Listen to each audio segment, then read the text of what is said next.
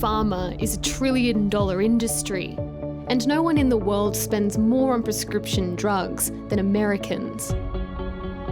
Drug prices here are soaring, and it has many begging and borrowing to stay alive. I'm in Nashville, Tennessee, and I'm on my way to meet a 23-year-old type 1 diabetic. It's not even 8 a.m. in the morning here, and he's just rung to say he's incredibly sick. He's been vomiting since he woke up, so he's asked me to pick up a hot tea. We're going to take it to him, and we'll see what condition he's in.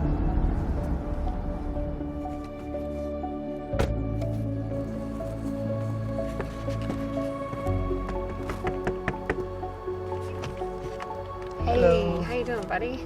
This is Landon Johnson. He's a type 1 diabetic and has been vomiting almost daily for the past 2 years. It's happening so regularly, he's even started losing his teeth. Felt alright when I first woke up, but maybe not even like 20 minutes later after I got in the shower, I just felt so nauseous. I was thrown up in the shower for maybe like 10 or 15 minutes.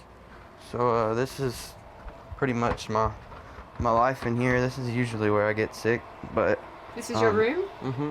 I keep a trash bag by the bed for when I get nauseous in the middle of the night. I usually have a couple like double bags in here. I always buy scented bags just because it's awful. Constantly high blood sugar levels from his type 1 diabetes has damaged the nerves in his stomach and caused a condition known as gastroparesis, so he can barely digest food. There's dead patches outside around my porch from where I've thrown up so much. I'll just all of a sudden not be able to hold down anything. I can't digest food or water.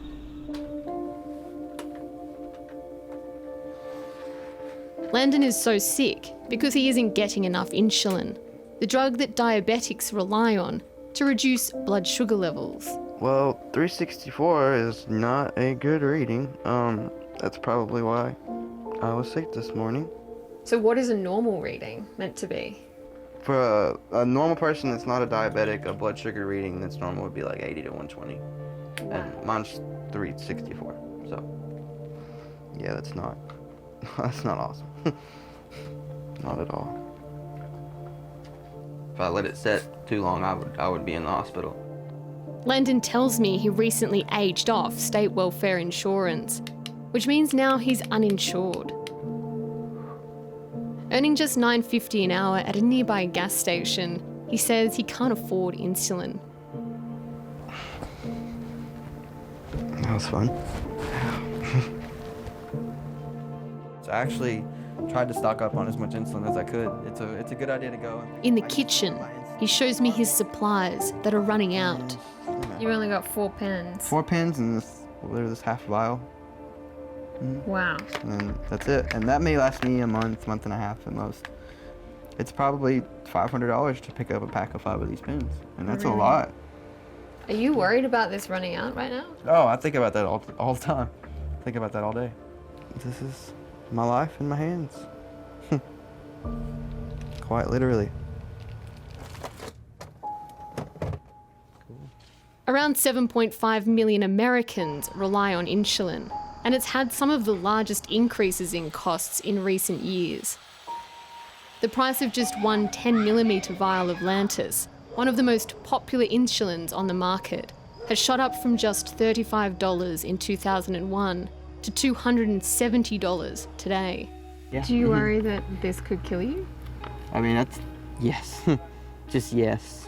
That's all I can say to that, because that's a constant thought too.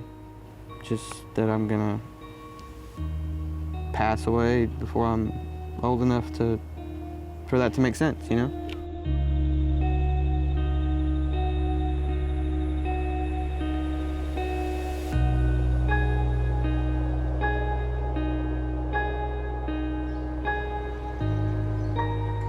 It's not just the uninsured like Landon who are having trouble affording their prescriptions.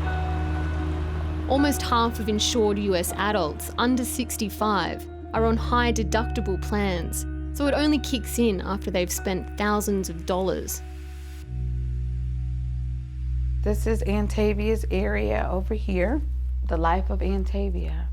From birth, as you see, to young adult. She was a very, very happy little girl. She was. Like Landon Johnson, and Tavia Warsham was a type 1 diabetic. She died when she was just 22 years old. She was photogenic. She loved taking photos. Loved taking photos. This one here was our last Christmas together. Our last Christmas. Even though she had insurance, her mum says she died because she couldn't afford her insulin. Prior to her passing away, and up to the age of 21, she had secondary coverage, but it only covered her up until the age of 21. But after she aged off, it was like I had to pick up what the primary didn't pay, and we couldn't afford it. That's when she started rationing. This is where Aunt Tavia was living, and she passed away at home. And her room was up there. That was her window right there in the front. My son Damien found her brother. She was face down. And we sat there on that curb for a long time. And they finally brought her out in that black bag. I never did get to see her. And Tavia died because prolonged high blood sugar levels essentially poisoned her body, causing organ failure. This is known as diabetic ketoacidosis. Even though she had that empty insulin pen in her bed. They didn't know. I didn't know. Again, I just did not know that my baby had passed away due to rationing her insulin. So they found an insulin pen in her bed. And in her bed beside her. Empty. So she had already used everything that she had. Incredibly, Antoinette now faces the same problem all over again with Aunt Tavia's sister, who's also a type 1 diabetic. Good morning, daughter. Good morning. Antonique is my youngest. She's 19 years old. Right now, she's covered, which is a blessing, but when she turns 21, she's going to age off. How much insulin do you have on hand? Like 2 boxes worth left. Oh, well, we definitely need more. I'm scared that soon I'll be planning another service for a young child. Well, I'm headed your way. Mommy loves you, and I will see you soon. I love you too. Okay, bye. I, Donald John Trump, do solemnly swear. 3 years ago, Donald Trump pledged to lower prescription prices. Congratulations, Mr. President. A priority of mine will be the cost of prescription drugs. We're going to get the costs way down. But so far, no concrete action has been taken. The issue is whether the Democratic Party has the guts to stand up to the corrupt, price-fixing pharmaceutical industry. It's now the biggest issue on the campaign trail, ahead of next year's presidential election. The 8 biggest pharmaceutical companies and insurance companies last year profited $72 billion. The problem we've got right now is the overall cost of healthcare. While Elizabeth Warren and Bernie Sanders want Medicare for all, President Trump has suggested legalising a mass importation of medicines from Canada. But while both sides acknowledge there's a problem, there's still no bipartisan solution.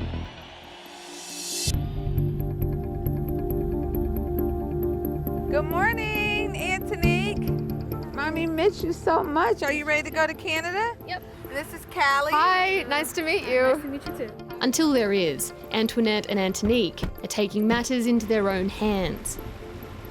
Today they're looking abroad to meet their medical needs. We're headed to Windsor, Canada to purchase Antonique some insulin where it's less expensive than the United States.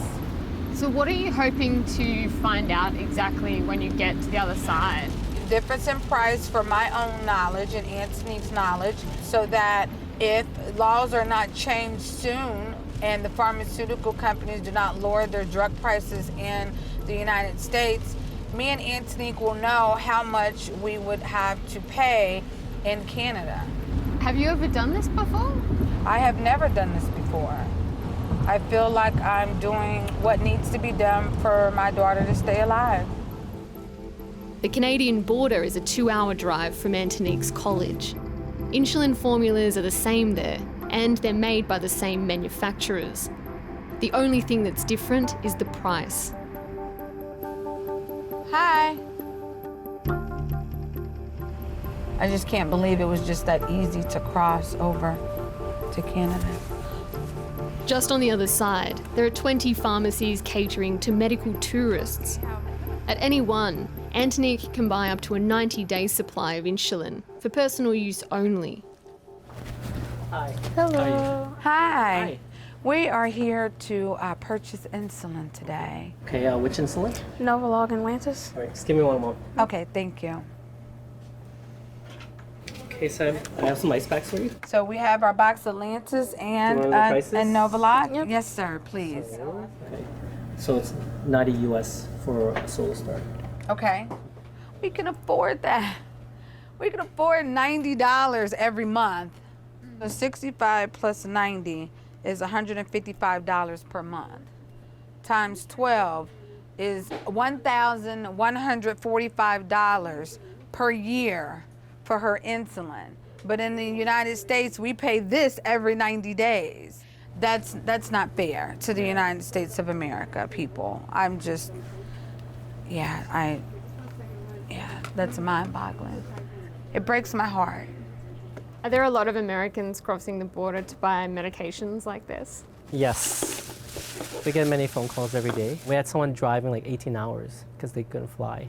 Thank you so much. Thank you so much. You're welcome. Have a great day. You too. Thank you. It's estimated tens of millions of Americans now travel abroad like this for cheaper prescription drugs. This is a relief because there's always a second option. Just know that there's like a backup plan if something goes bad. Is it a bit bittersweet? Yeah, just like that we have to go through losing my sister to, find this or find out this information. It's just pharmaceutical greed. I'm very upset about it. What we're facing is really a kind of humanitarian crisis. What we see is the tip of the iceberg. For every young person who's died, there's probably hundreds who are struggling. It's across the board. I mean, antibiotics, many of which have been around for a long time, they've gone up in price double, triple, quite often. The EpiPen went from something like $80 to $600. There was one case of medication for infantile spasm in which the price went up something like 10,000%. In Boston, Massachusetts, I'm joining Dr. Vikas Sani, who's preparing to take on Big Pharma. He's a cardiologist with more than 30 years' experience across community hospitals, private practices, and he teaches at Harvard University. My name's Steph. I'm feeling ready. Alan, feeling committed. Cuss, feeling proud. What we're about to do with Sanofi is literally speaking truth to power. Ask any marshal in the area. Today, Dr. Sani and his fellow protesters are targeting one of the largest insulin manufacturers. Sanofi is one of three large manufacturers of insulin. Together, those three cover roughly 90% of the market. So they're functioning like a cartel. They do have it within their power to lower their prices, but of course, it's not something they're going to do voluntarily. Hey, let's go. All right, let's go, quick. Dr. Sani says big pharma companies like Sanofi are abusing loopholes in the US patent system. Finding ways to extend the patents of drugs, they prevent competition and keep their prices high. Guys, bring it in, open this side of the logo too. So there are various techniques for maintaining the monopoly. In the case of insulin, for example, the patent has been extended by patenting the delivery mechanism, not the medication itself. Sanofi, you can't hide. We can see your greedy side. Even though the formula for insulin has barely changed in 100 years, Sanofi, the maker of Lantus insulin, has filed 74 patent applications on it alone. This means it's created the potential for a competition-free monopoly for 37 years. From the point of view of Wall Street, that's almost, the natural and logical thing to do. If you can corner a market on something and then jack up the price, there is no countervailing force. There is no ability of the consumer to drop it or walk away. Jada Renee Lewis, age 24, died June 22nd, 2019. She died because she could not afford her insulin. Wall Street has recognized that they can make a killing, and they're literally sometimes making a killing. No more deaths. No more deaths. No more deaths. Pharma don't care for you. The pharmaceutical industry argues America is carrying the cost of research and development for the rest of the world. I think you and others in the industry are stonewalling on the key issue, which is actually lowering list prices.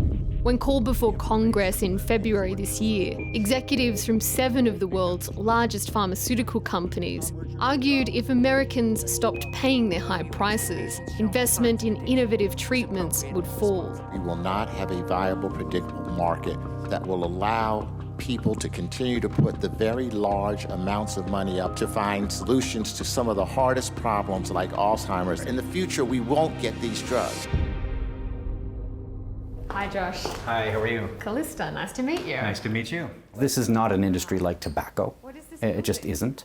Pharmaceutical industry is producing products that, at least in some cases, are life-saving, and in many cases are at least helping contribute to someone's health. So I think there's a big difference there. Josh Cohen is a pricing analyst who spent 20 years at Tufts University researching drug development and says current prices are fair. It's more complex than simply saying, oh, the prices are too high. You need to always calculate the price in relation to its effectiveness. What is the drug doing for patients? So, for example, we have a number of gene therapies that cost quite a bit of money. Some of them cost $700,000 or even more per patient. But some of them promise a one-off cure. And if indeed they deliver on that promise of a one-off cure, I think anyone would say that $700,000 is worth it. Josh also says it's not just big pharma raising the cost of drugs. They've had to cough up a lot in terms of rebates to insurance companies and pharmacy benefit managers who have not always passed through those rebates to the end user, to the patient, to the family. You could indeed say, hey, those list prices are too high for products such as insulin. At the same time, where are the rebates going? Where are they being retained as profit? Are they being passed through to employers and health plans but not passed through to the patient? That's a major problem. This is what's wrong with US drug pricing. It remains complex and non-transparent. Everyone along the chain is making money, whilst the consumer, the person least able to afford it, pays for the scheme. If you're highly insured, you don't notice. But if you're not, you get hit hard.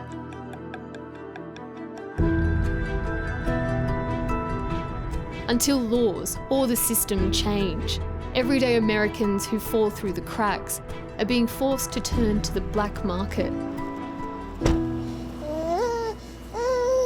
It's coming, it's coming, it's coming. Don't worry, kiddo. In Vero Beach, Florida, Elma Massey is living with chronic hepatitis C. Look at you. You ate almost the whole entire jar, kid. A former drug user, he's been clean for 4 years. But if the hep C is not treated soon, it will destroy his liver, causing cancer or even death.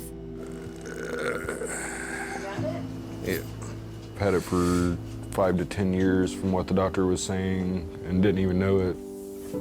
It's also highly contagious. One of the things that I have to be the most careful of is moving around a lot in the house, because if, per se, I catch myself on a nail or something and I start bleeding, he's teething right now, so he's kind of got open wounds in his mouth from the teeth. I'm worried that he might get some of that blood on his binky or something and put it in his mouth, which that would be like a one-way ticket to get it. Hep C kills more Americans each year than any other infectious disease, and yet it's completely curable. So these are the medications? Yep. Here in the States, it would be about 20,000 to 100,000 US dollars, which is insane. That's enough to put someone through a full tuition of college, enough to buy a house, and yet it fits into a small box. So what was it like when that package arrived? It was mind-boggling because I knew that I had a breath of fresh light coming to me, because this is just too insane. Someone of my stature coming from nothing can actually mean enough to someone else to be helped out like this. Yes. Having been denied coverage, Elma has purchased these medications from a seller overseas. So does your doctor know that you're taking these? No, she doesn't. I'm doing it on blind faith. Yeah, I was more concerned because we don't know what they could have inserted into these pills or where he's getting these medications from. If I don't take these, I might as well just dig a hole out front and put myself in it.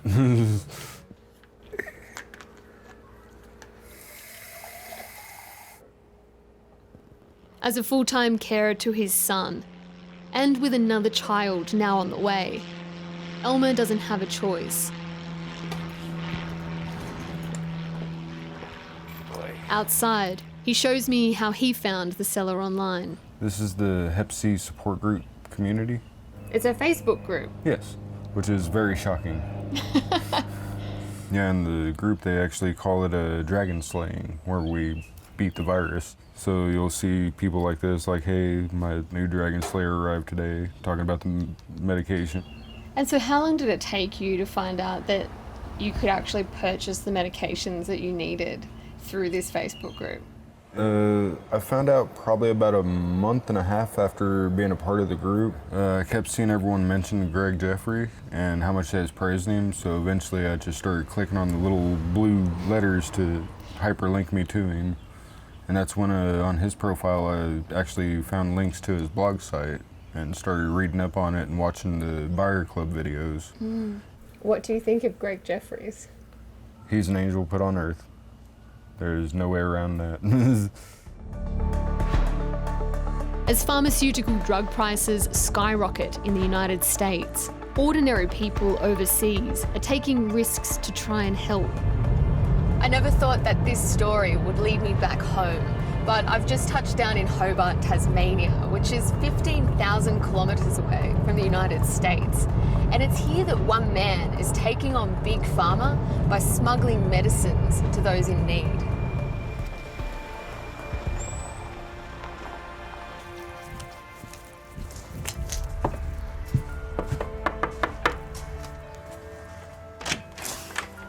Greg.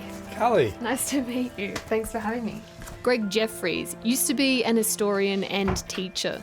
Now he runs a buyers club selling Hep C medication for cheap. I keep this little stash of medicines in here for people. In the laundry. In the laundry, yep. Like all good drug dealers. I try and avoid that term. So you got sofosbuvir, which is brand name Sovaldi, and decladisvir, which is brand name the cleanser. In America or Europe, you can't buy these two drugs together because of patent issues, even though that is actually the best and cheapest treatment that exists for 84. Greg sources generic versions of Hep C medication from India and sells them to buyers around the world for just $350 instead of $120,000 in the US. He's already received a cease and desist letter from the maker of Sovaldi, a pharmaceutical company called Gilead. Is this illegal? It's a grey area. Some countries there's no problem, but in other countries it's definitely illegal. Canada is illegal. The USA, again, it's grey, but I certainly would never go to the USA for fear of being arrested and chucked into a jail there. Yeah, so this is the hub of my little network. Greg tells me he receives 100 emails a day from people wanting his help, and most of them are from the US. It's a lot of new inquiries, so, you know, here's one, I'm new here. Here's a lady in the US who's had her insurance denied. To think of people knowing that there's a cure there and that they could be well, except for the fact they haven't got enough money to pay for it, to me is obscene. For Greg's customers, like Elma Massey, it takes just 12 weeks to completely eradicate the disease. So how's the treatment going, Elma?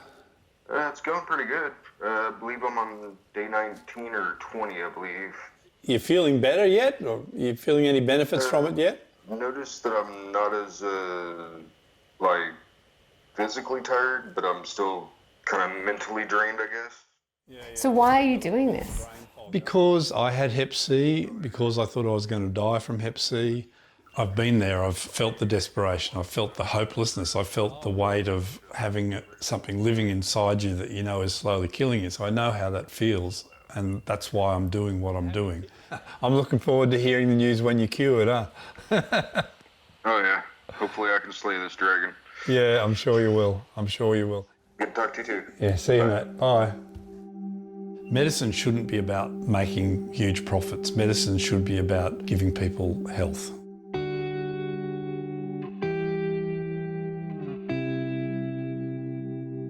Back in the United States, for diabetes sufferers like Landon, there's no such thing as a one-off cure. He needs insulin every day for the rest of his life. So he relies on handouts from strangers to keep him alive. So right here, this is from my friend Elizabeth. She lives in New York. She sent me some insulin pen needles. She sent me a bunch of test strips. Here is the GoFundMe page. And how much has that raised? So far it's at $38,822. He donated $5,000. That blew me away. Like, that was one of the emotional moments.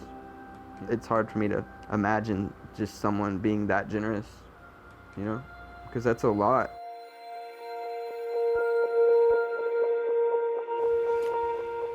$38,000 is a lot of money for Landon, but he's now accumulated over $50,000 in medical bills. 1,580. Nice. And isn't sure how he'll get through to his next birthday.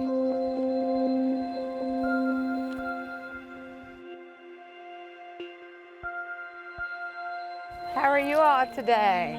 Hey, Mama, how you doing? Hey, girl. Happy birthday. For Antoinette, today all she can do is mourn what would have been her daughter's 25th birthday. If things don't change, what are the consequences for Antavia's generation? More and more young adults are gonna die. They're gonna die because they can't afford their health care. Happy 25th birthday, Antavia, AKA Tay-Tay, because we called her Tay-Tay. That was my nickname for her. Mommy love and miss you.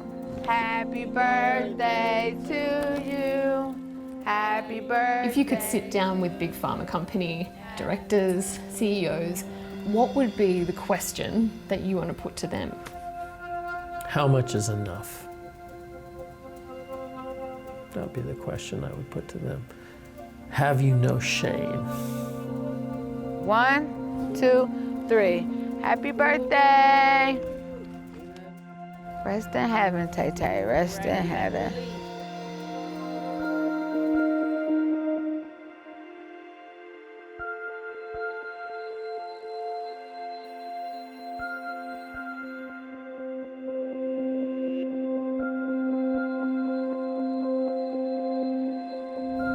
If you would like to watch any of our stories, go to SBS On Demand.